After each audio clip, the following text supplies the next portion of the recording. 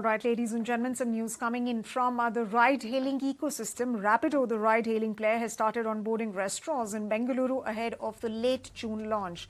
And it's coming in hot with a flat, low-commission model. Restaurants are betting on Rapido to be a more democratic and restaurant-friendly alternative to the current giants, that is Zomato and Swiggy. My colleague Anjali Palod is now joining in with the details. Anjali, so what exactly is Rapido planning so far as its foray into the restaurant delivery business is concerned?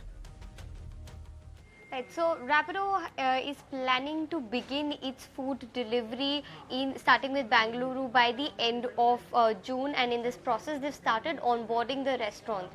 What's interesting here is the low fixed commission model that they have introduced for restaurants, in which all the orders that are below 400 rupees will have a flat commission of 25 rupees, and for all orders above 400 rupees Rapido will be charging restaurants a flat commission of 50 rupees.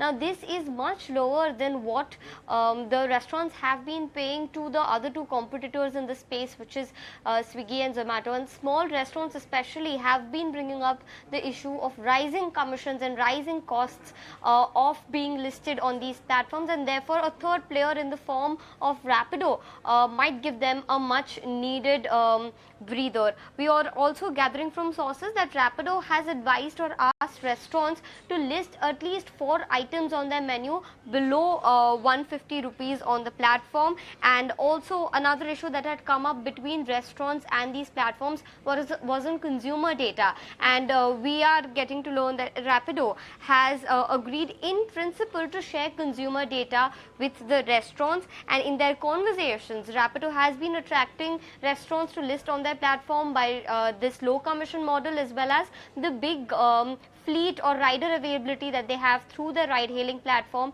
as well as a big existing user base in its ride hailing services, and it is expected that they will begin these services by the end of June or first week of July.